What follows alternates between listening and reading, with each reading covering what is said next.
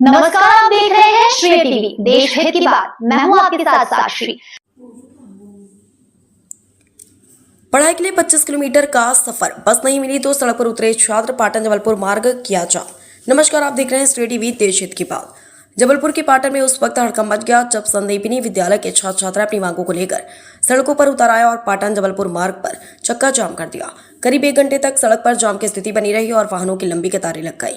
दरअसल छात्र छात्राओं का कहना है कि संदीपिनी विद्यालय को पाटन से करीब 10 किलोमीटर दूर बना दिया गया है। कई विद्यार्थी ऐसे हैं जिन्हें रोजाना लगभग 25 किलोमीटर तक का सफर तय करके विद्यालय पहुंचना पड़ता है।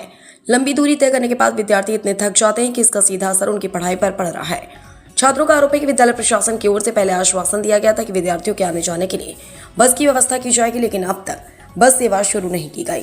इसी परेशानी को लेकर छात्र छात्राओं में नाराजगी बढ़ती गई और उन्होंने आंदोलन का रास्ता अपनाया।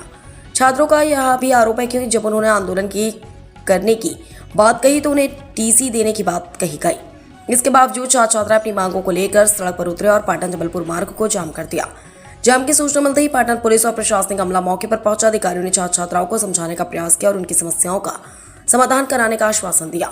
पाटन एसडीएम मानवेंद्र सिंह ने कहा कि विद्यार्थियों की समस्या को लेकर विद्यालय प्रशासन से चर्चा की जा रही है और छात्रों के आने जाने के लिए उचित व्यवस्था कराने का प्रयास किया जाएगा।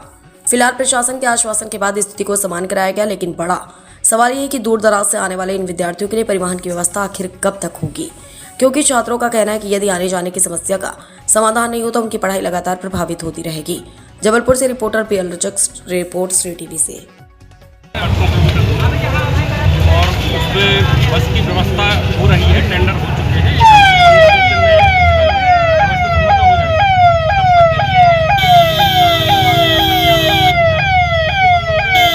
जिला प्रशासन से बात हुई है, 1-2 दिन में उसको कुछ निर्णय लिया जाएगा।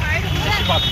छात्रों को कुछ मांग की प्रिंसिपल साहब ने उनके साथ कुछ प्रस्ताव किया है या कुछ धमकी दी है, उसके संबंध में हमने तहसीलदार और बीओ को निर्देश दिए हैं, जांच दल बना रहे हैं। छात्रों की क्या समस्या है, प्रिंसिपल के प्रति क्यों आक्रोश है, क्या है, उसकी रिपोर्ट के लोग देंगे तो वैसी कार्रवाई प्रिंसिपल के खिलाफ यदि लगेगा।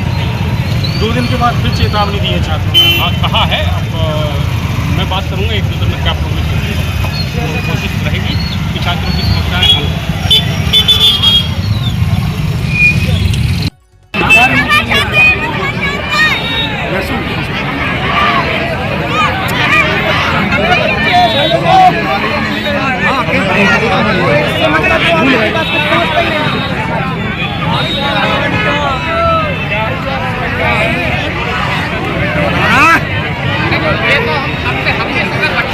हमको 3-4 साल से बताया।